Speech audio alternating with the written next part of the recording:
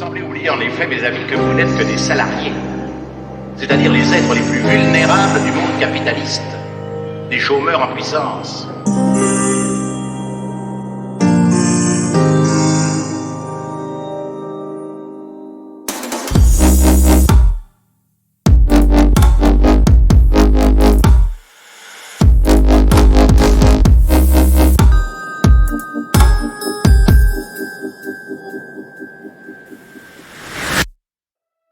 Bonjour, bienvenue ici où on soigne le travail et pas forcément les gens.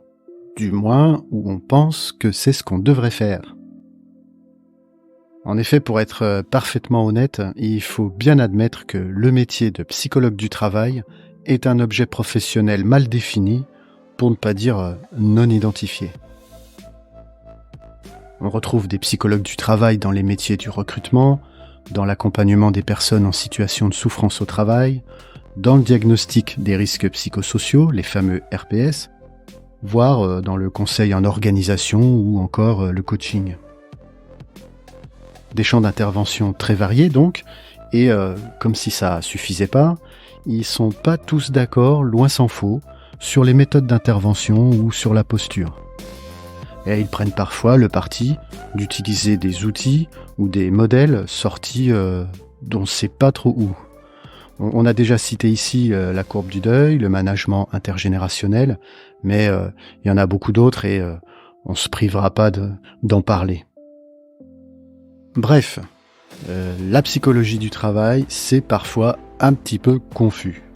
J'ai proposé à 2 consoeurs de venir échanger avec moi sur ces sujets.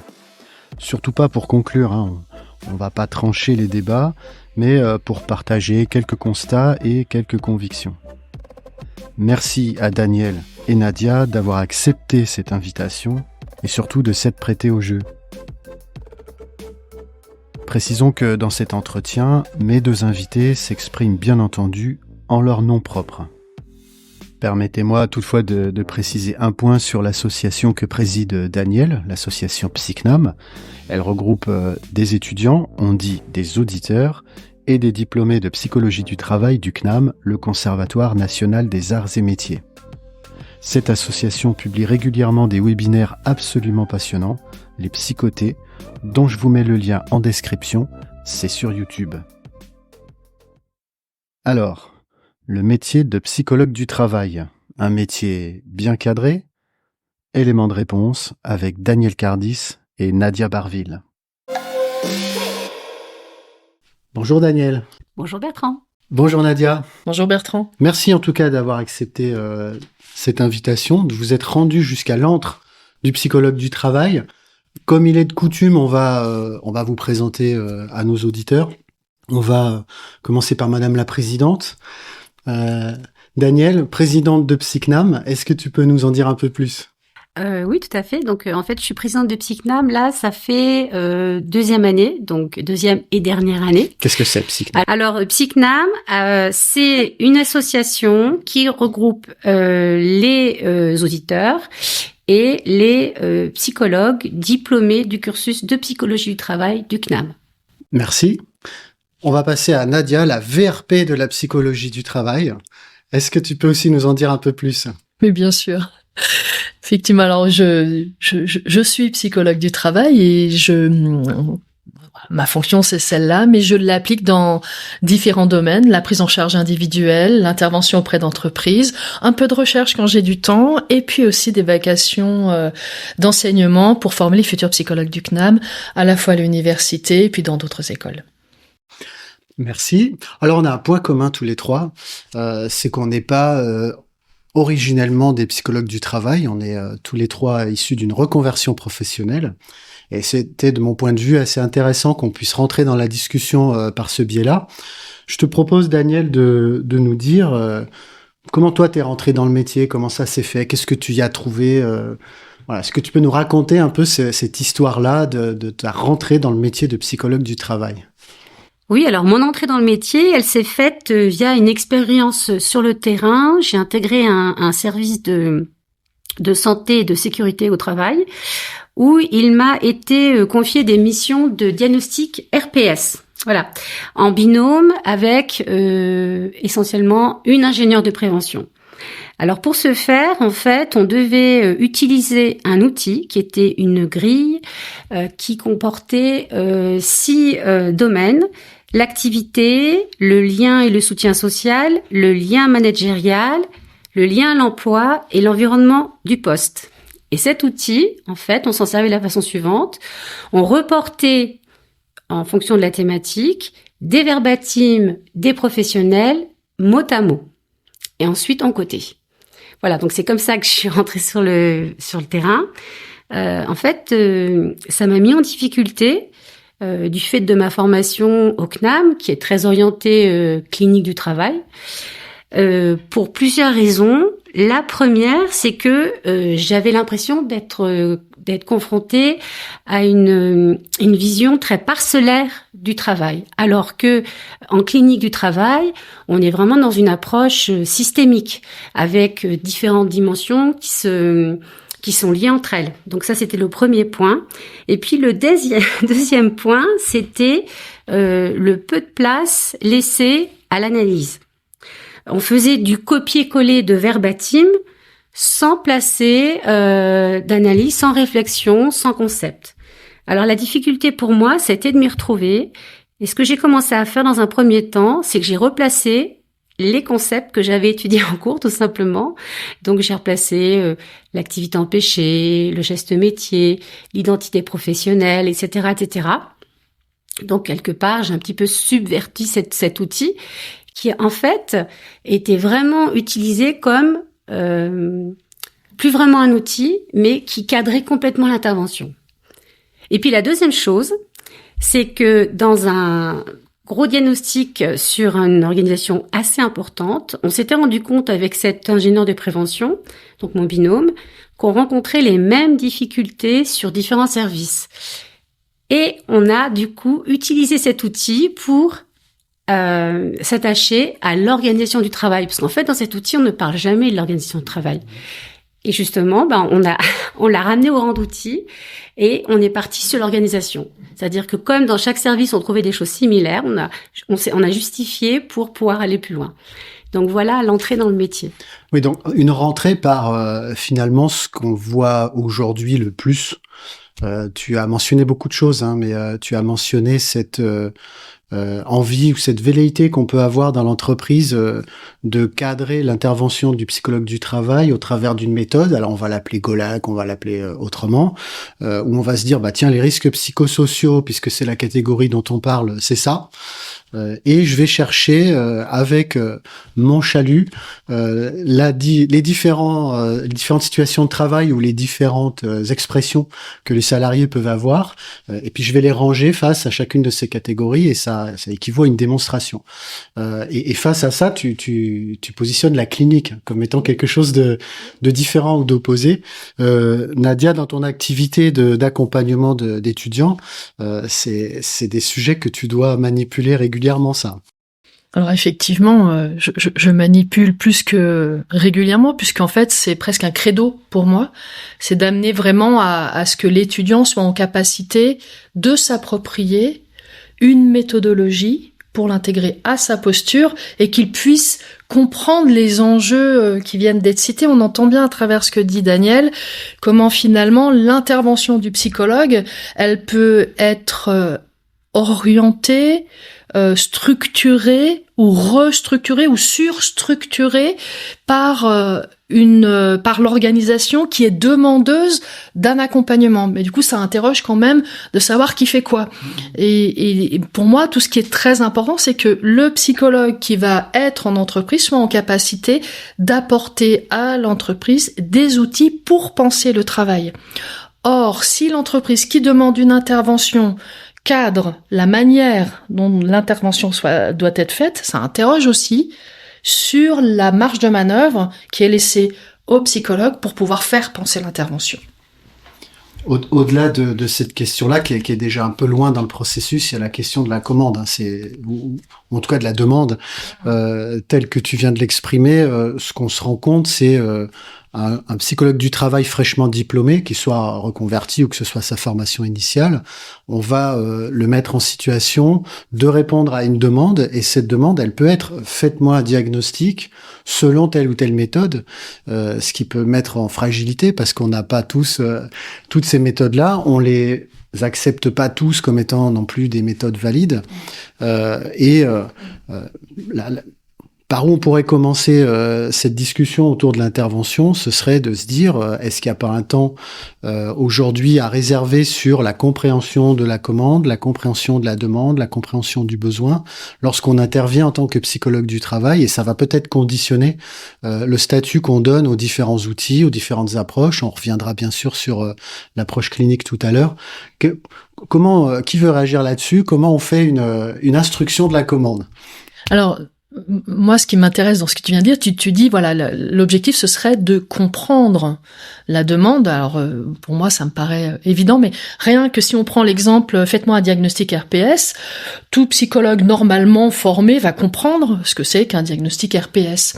Mais je pense qu'il faut aller au-delà de comprendre la demande, il faut l'analyser et comprendre quels sont les enjeux qui sont derrière cette demande de dire, OK, j'ai besoin de savoir dans mon entreprise s'il y a des risques psychosociaux. Juste pour expliquer qu'on peut utiliser les RPS, ces risques psychosociaux pour tout le monde. Moi, je les utilise dans un autre sens avec d'autres collègues, donc qui sont les ressources psychosociales. Ça se dit bien RPS également. Et donc, à partir du moment où on comprend, on risque peut-être de coller à la demande. Et si on colle à la demande, est-ce qu'on va bien répondre aux enjeux qui sont sous-jacents à cette demande? Parce que le commanditaire se dit, OK, j'entends parler des risques psychosociaux, j'ai besoin de savoir où on en est, faites-moi un diagnostic psychosocial. Mais c'est pas un professionnel de la psychologie du travail ou de la clinique du travail, et il nous appartient, nous, d'aller au-delà de la compréhension, d'en faire une analyse à partir des enjeux. Voilà, je préciserai les choses comme ça. Si je raccroche cette question de l'instruction de la demande qui est centrale et qui est ce par quoi on devrait commencer en vérité toutes nos interventions, si je raccroche ça à ce que tu as commencé à nous expliquer, Daniel, de ton arrivée dans le métier, de ton entrée dans le métier, je me dis que l'instruction, là, pour le coup, elle n'a pas été faite correctement de cette demande. Est-ce qu'après coup, c'est une chose que tu te dis aussi? Oui, tout à fait. Mais en fait, ces interventions avaient pour finalité de permettre aux organisations qui s'adressaient à nous de répondre à une obligation légale, faire un diag RPS, point barre. Et donc, nous, on faisait des diag RPS, c'est tout. Des diag RPS qui consistent à mettre des verbatims dans des... Exactement, et c'est la limite de la méthode, et ça, rapidement, j'ai été confrontée parce que je peux vous donner 2 exemples. Entretien collectif, 12 agents en face de nous, une personne parle de son groupe de travail en faisant une éloge de ce groupe de travail qui est merveilleux, complètement idéalisé. Pris mot à mot, comme ça a été réalisé en fait dans ce diag, le collectif était une ressource du coup, puisqu'il était merveilleux. Mais le psychologue que j'étais, qui a fait une analyse de ce verbatim, l'aurait plutôt qualifié d'une illusion groupale et donc dénoncer un petit peu un collectif de travail qui n'était pas une ressource. Donc en fait, en prenant du verbatim mot à mot, on a mis en avant un facteur qui en fait n'en était pas un. Ouais, pour expliquer l'illusion groupale, c'est quand un collectif se soude pour faire face à quelque chose qui lui pose problème. Alors ça va être un manager qui a un comportement un peu déviant, ça va être un problème qu'on a du mal à résoudre dans l'entreprise. Et donc on donne l'impression d'être très soudé alors qu'en fait on l'est pas du tout.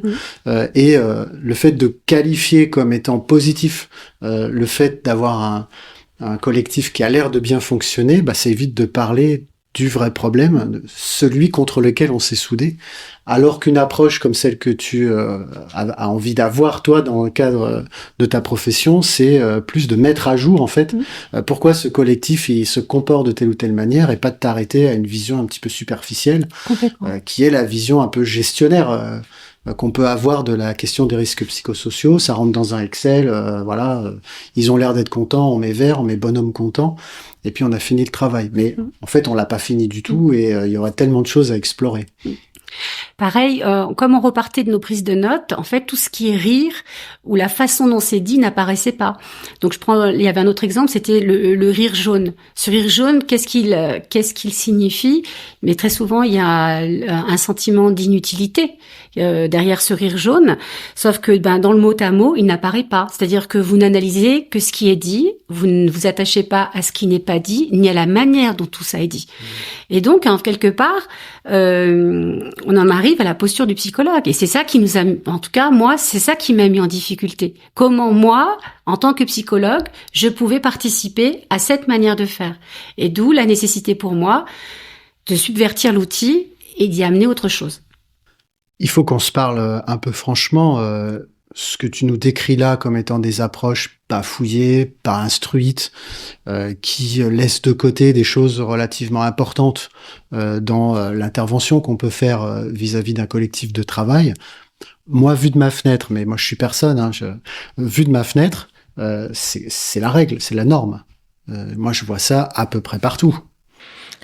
Je suis assez d'accord, effectivement, mais on peut aussi se mettre du côté de l'entreprise qui a des injonctions judiciaires et réglementaires où on leur dit, pour la santé des travailleurs, il faut faire un diagnostic RPS. L'entreprise va répondre à ce besoin-là. Notre métier à nous va être d'amener l'entreprise à comprendre que ce n'est qu'une méthode. Alors, c'est effectivement le lieu commun, donc c'est à notre métier à nous d'amener à comprendre que le diagnostic RPS, c'est pas qu'une case avec, tu parlais de Golac tout à l'heure, et avec quelques verbatims à l'intérieur qui du coup ne rendent pas compte de l'organisation. C'est aussi tout l'enjeu de notre travail, de faire ce travail, je dirais pas d'éducation parce que c'est pas ça, mais d'amener à comprendre que derrière le soi-disant diag RPS, il y a un contenu extrêmement important autour du travail, de la santé au travail, de la manière dont les gens s'engagent dans le travail et comment ils peuvent être contraints dans leur travail et tout ça, ça viendrait altérer leur santé. Ça, c'est notre job, en fait, je dirais. Mais effectivement, faut dépasser ce lieu commun-là. C'est une vraie pression, par contre. Alors là, mesdames, la démonstration qu'on est en train de faire, c'est justement que tout ça, c'est un peu flou. Il y a une demande, elle répond peut-être à une obligation juridique, il y a des méthodes d'intervention. On sent déjà, même si on l'a pas encore beaucoup dit, qu'il peut y avoir des approches différentes, avec des écoles, avec un grand E, différentes. Moi, ici, dans ce podcast, je règle un peu toutes ces questions-là avec ce fameux motto qui est ici, on n'est pas là pour soigner les gens, on est là pour soigner le travail. Et est-ce que c'est pas le chaînon manquant, ou en tout cas le point de départ de la discussion qu'on peut avoir sur le métier de psychologue du travail, que déjà s'entendre sur le fait que c'est le travail sa matière? Oui, je suis tout à fait d'accord avec toi, et c'est peut-être une des plus grosses complexités finalement lorsqu'on intervient en entreprise, c'est-à-dire qu'en tant que psychologue du travail, on est formé pour travailler sur le travail et non pas sur les personnes. Sinon, on aurait fait psychologie clinique. C'est pas notre cas. On a fait psychologie du travail et notre objet d'intervention, d'étude de compréhension, c'est le travail. Et on peut aussi s'interroger finalement si l'entreprise, par le biais du diagnostic RPS, elle comprend pas finalement le diagnostic RPS comme le moyen potentiel de mieux comprendre les personnalités au travail. Et si on se place du côté du management ou des managers, eux doivent piloter des équipes et c'est peut-être pour eux un outil, en tout cas ils pensent peut-être que c'est un outil qui pourrait leur permettre de mieux piloter leurs équipes. Or, on sait bien que si on ne s'attache à la personnalité des gens, on ne va pas pouvoir transformer le travail. Or, c'est bien notre sujet. Et du coup, moi, je m'interroge quand je t'entends parler, Daniel, sur ton intervention. J'ai comme l'impression que tu as eu affaire à ce genre de choses-là. Et j'aimerais savoir comment tu as réussi à t'en débrouiller finalement. Alors oui, effectivement, dans le cadre de ce gros diag, en fait, en quelque sorte, on était très très souvent interpellés par par la RH, mais aussi des directeurs qui venaient nous voir et nous parler de certains des professionnels, des relations un peu compliquées, voilà, et avec des descriptifs assez négatifs sur les personnes. Et ce qui s'est passé, c'est que petit à petit, je me suis mis en retrait. C'est-à-dire que quand ces gens-là venaient manger avec nous, je me suis éloignée tout simplement. Donc ça a été une façon pour moi de garder ma posture. Et mon binôme m'a interrogée. Elle a pensé dans un premier temps qu'en fait c'était la pause méridienne et que je refusais de travailler. Alors c'est pas du tout ça. Et je lui ai expliqué. Je dis je me préserve de ça pour plusieurs raisons. Ça me met extrêmement mal à l'aise. Je ne veux pas avoir le sentiment d'y participer. Et de là. À la suite d'une restitution, on a demandé à cette personne de s'arrêter dans ses retours sur les personnes parce que c'était une perte de temps pour tout le monde et nous, ça nous éloignait en fait de notre travail, tout simplement. Et comment tu as réussi à refaire ta place, à reprendre ta place et à réinstituer quelque chose autour d'un débat sur le travail, sur l'organisation, puisque visiblement, c'était pas comme ça qu'on prenait le sujet là où tu intervenais sur ton terrain. Alors, ça a été un vrai travail de binôme, en fait. Hein, ça, c'est vraiment très important. Seul, en tout cas, je n'y serais certainement jamais arrivée. Et dans ces interactions avec cette personne, elle s'appuie sur son expertise, puisqu'elle avait fait plus de 10 ans d'intervention. Moi, je m'appuyais sur mon bagage un peu théorique, on va dire. Et de nos échanges, on mettait en place des façons de faire, justement, avec à chaque fois cet objectif d'essayer d'amener les gens à discuter de leur travail. Alors, on a réussi à faire ça sur une séance avec des managers. On devait normalement faire une séance de diag, donc toujours avec cette grille, et on a mis l'outil de côté et on les a fait discuter entre eux. Alors c'était des gens qui se connaissaient pas. Hein. On les a fait discuter entre eux. D'abord, leur métier, en quoi est-ce qu'il consistait. Deux, qu'est-ce qui les empêchait au niveau de l'organisation du travail de faire ce métier comme ils souhaitaient le faire. Et enfin, un peu leurs idées, quelles étaient selon eux des solutions à tout ça. Et en fait, alors que dans un premier temps, autour de nous, on pensait que ça marcherait jamais, puisque les gens n'ont pas envie de parler de leur travail normalement, c'était un vrai succès. C'était un vrai succès, et ces gens-là nous ont même demandé quand est-ce que vous revenez. Voilà, ils savaient, il y a eu une attente derrière. Une chose qui peut peut-être apparaître dans ce type de situation, c'est effectivement, alors on a dit quand on veut adresser la catégorie risques psychosociaux, on le fait pour des raisons juridiques, etc. À juste titre aussi parce qu'on a envie de faire de la prévention et que voilà, c'est comme ça que ça se fait. Donc on a tout un tas d'outils, on a tout un tas de modèles qui peuvent être appliqués. En l'occurrence, il y avait une grille. Des grilles comme ça, on en a vu un petit peu partout. Et puis, ce que je comprends, c'est que toi, t'arrives juste avec une posture et une méthode qui est finalement basée sur le dialogue, sur l'échange, sur... alors, bien entendu qu'il y a un bagage théorique derrière, mais ça peut surprendre hein, parfois nos interlocuteurs niveau entreprise. C'est le fait qu'on vient pas avec quelque chose où on met les problèmes d'un côté, puis ça sort le diagnostic de l'autre, quoi. Eh bien oui, en fait, dans le cadre de cette intervention dont j'ai parlé jusqu'à présent, j'ai eu la possibilité d'échanger avec des psychologues du service, mais qui ne faisaient pas cette intervention, sur la façon dont, avec mon binôme, on avait fait évoluer notre intervention. C'est-à-dire que on était donc passé d'un diag RPS à un diag organisationnel. Et en fait, alors là, ça a été vraiment un grand étonnement pour moi, en tout cas, d'avoir en face de moi une collègue qui me signifie que finalement je suis peut-être pas tout à fait légitime à faire évoluer les choses de cette façon-là. Ça m'a été dit de cette façon, finalement, mais est-ce que c'est aux psychologues du travail de se préoccuper de l'organisation du travail ? Alors nous y voilà, nous sommes sur la question de la légitimité. Je me tourne vers toi, Nadia. Est-ce que le psychologue du travail est légitime à intervenir sur l'organisation du travail, dont on sait par ailleurs, et ça a été rappelé dans les accords nationaux interprofessionnels, qu'elle est de la responsabilité de l'employeur. Alors, employeur, psychologue du travail, même combat, comment ça marche ? Ouais, je trouve ça vraiment absolument passionnant, tout ce que l'on mobilise dans ces échanges.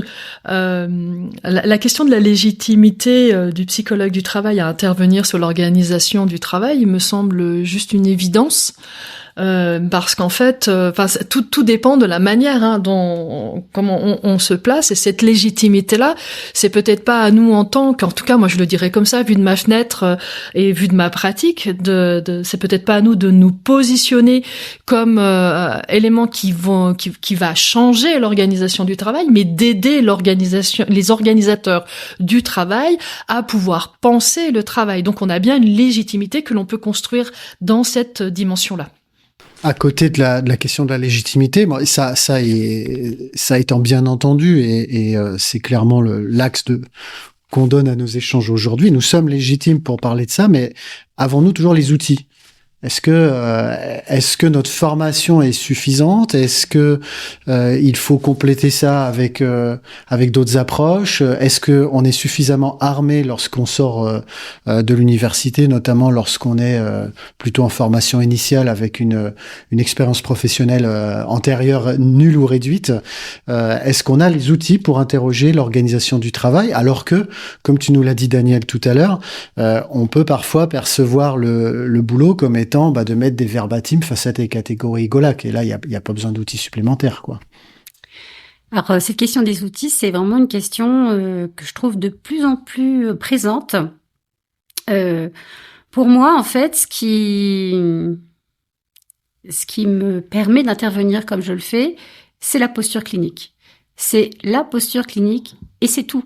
Alors, et oui, en fait, la posture clinique, elle est en construction permanente.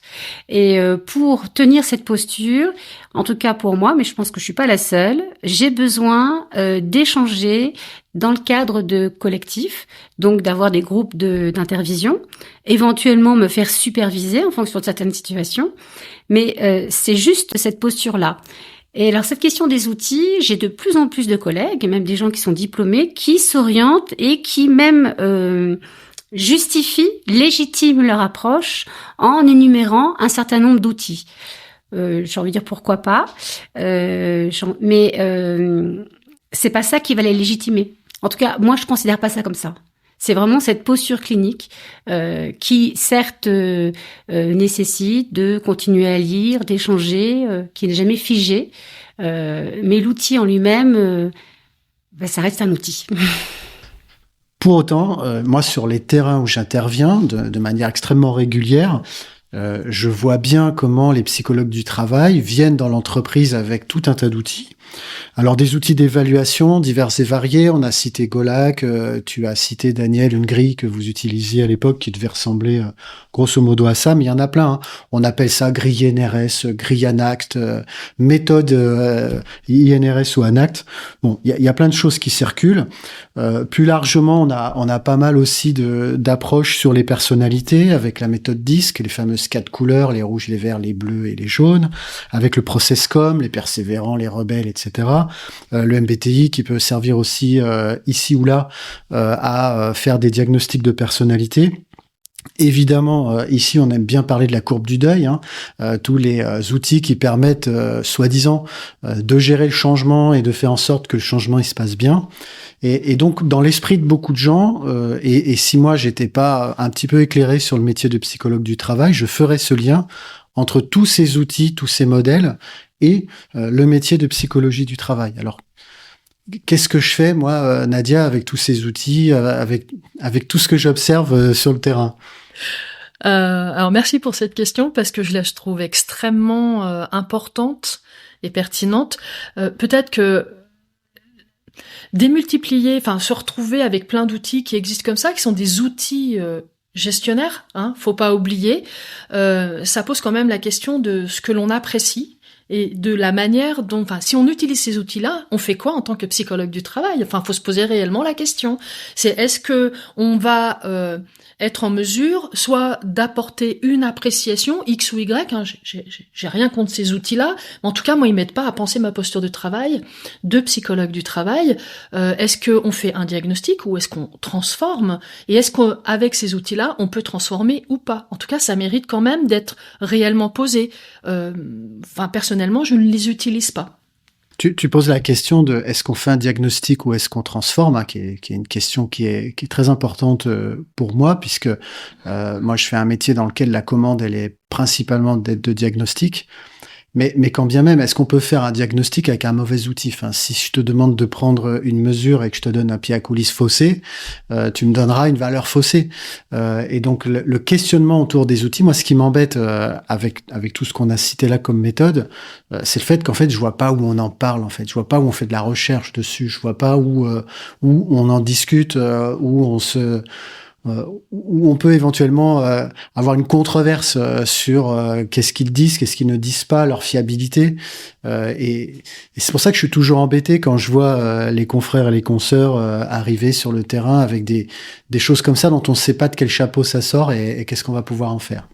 Alors, tu poses une question, enfin en tout cas tu poses un sujet qui à mon avis est un chouïa épineux, mais qui mérite quand même qu'on s'y penche très sérieusement, parce que quand tu dis, ben voilà, ce sont des méthodes qui existent, on a effectivement, mais elles ne sont pas corroborées, en tout cas, elles ne sont pas cadrées par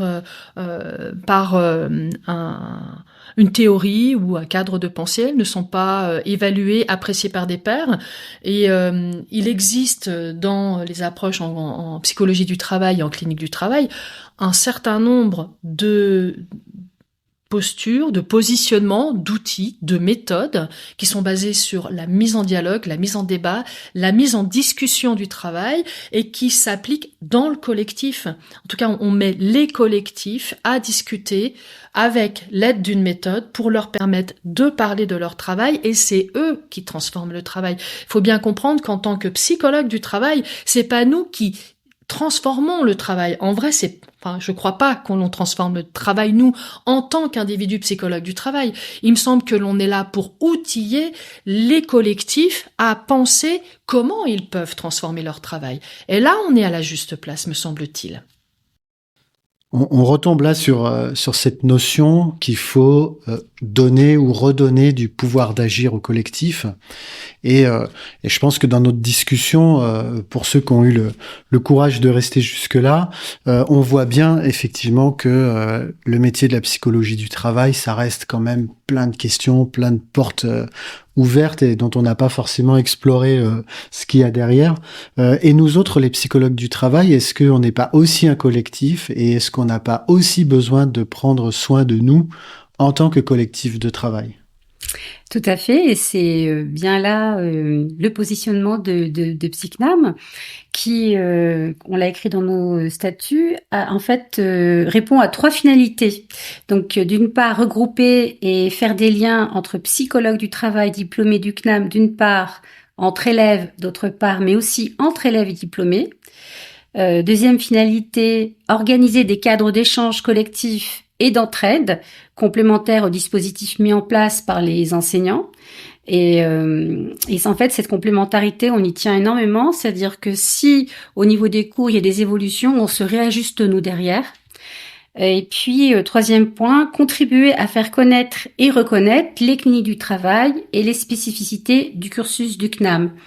Et plus particulièrement cette année, du fait d'un certain nombre de retours de jeunes diplômés qui nous parlaient de leur solitude et par là même de la difficulté à tenir et à nourrir cette posture, on a redynamisé une action qu'on avait déjà mis en place il y a 2 ans, qui est mettre en place donc des groupes d'intervision.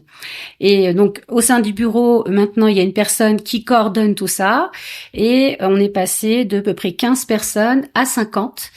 C'est en train de se mettre en place, et on leur permettra via un petit budget alloué de se rencontrer au moins une fois en présentiel, puisque pour nous c'est vraiment une priorité. En tout cas, cette année, c'était vraiment la grosse priorité où on y a mis beaucoup d'énergie et de travail. Et à votre connaissance, il y a d'autres moyens pour un psychologue du travail qui serait peut-être un peu isolé, qui serait face à toutes ces questions qu'on évoque sur les outils, sur la posture, sur l'instruction de la demande. Voilà, je me tourne vers qui, j'appelle qui? Est-ce que vous avez d'autres pistes? Je crois qu'il faut pas oublier non plus que le collectif des psychologues du travail je parlerai des collectifs parce qu'il y en a un petit peu partout, mais c'est surtout un réseau. En fait, et que le réseau, il se construit au fur et à mesure des rencontres à partir on a souvent les copains de classe et qui nous amènent à connaître un tel. Et il y a plein de groupes d'intervision aussi en dehors de cette excellente disposition que Psycnam propose pour les auditeurs. Pour les autres psychologues du travail, il y a des groupes d'intervision à d'autres endroits et il faut se rapprocher des collègues et ne pas hésiter à en parler. Enfin, il faut faire du réseau, il faut pas hésiter. Et je crois aussi que toute posture clinique ou clinicienne mérite quand même à minima qu'on ait au moins une supervision pour sa propre posture et une intervision pour la dimension collective. Ce qu'on est en train de se dire là, c'est que finalement, psychologue du travail, eh bien, c'est un métier. Oui, c'est un métier et c'est. Alors généralement, psychologue du travail, on se rend compte un petit peu. C'est pas dit complètement comme ça, mais enfin moi je le dirais vraiment comme ça. C'est un peu pensé ou perçu comme un peu une sous-discipline. Pour moi, c'est vraiment pas une sous-discipline. Il y a tout un pan de la recherche qui permet de penser, et qui est très vivante et qui est très active et qui permet de penser aujourd'hui tous les nouveaux enjeux de l'organisation du travail contemporain, en passant par les effets de l'organisation sur le travail, la digitalisation du travail, les flex office, les modifications de l'organisation, la digitalisation, l'IA, et tout ça, ça a des répercussions sur les collectifs et sur la manière dont on peut se réguler. C'est extrêmement intéressant. Donc oui, c'est un vrai métier. Ça permet aussi du coup d'alimenter une réflexion sur le positionnement du psychologue du travail, en plus des intervisions et des supervisions dont on a parlé. Je dirais que pour moi, c'est tellement un métier que mon job au quotidien, c'est tenter avec le RAID de remettre droit dans les bottes des personnes pour qu'ils puissent aller faire leur travail, que ce soit des collectifs, des individus, des entreprises, des patrons, des managers. Alors oui, c'est un vrai métier, c'est un métier donc qui mérite qu'on le défende et qu'on le nourrisse au travers d'échanges les uns avec les autres pour qu'il reste un métier vivant. Sur cette noble intention, je vous propose qu'on termine sur une idée saugrenue, quelque chose qu'on va pouvoir ruminer. C'est un peu comme ça qu'on termine les podcasts ici. Est-ce que vous avez l'une et l'autre une idée bizarre à nous proposer et sur laquelle on va pouvoir réfléchir dans les jours qui viennent? Nadia? Peut-être imposer des modules de clinique de travail dans toutes les grandes écoles qui forment les dirigeants. Voilà une idée fort saugrenue. Daniel? Eh bien, moi, je proposerais que l'on mette en place un permis à points pour l'utilisation d'outils dans le cadre d'intervention en psychologie du travail. J'ai l'impression qu'aujourd'hui, en enregistrant ce qu'on s'est dit, on s'est pas fait que des amis, mais j'espère qu'on a apporté de la réflexion, quelques briques de réflexion à toutes les personnes qui s'interrogent sur le métier, sur leur entrée dans le métier aussi pour ceux qui sont en formation. En tout cas, je vous remercie infiniment. En plus, vous avez fait l'effort de vous déplacer jusqu'à ici. Vous veniez pas forcément d'à côté.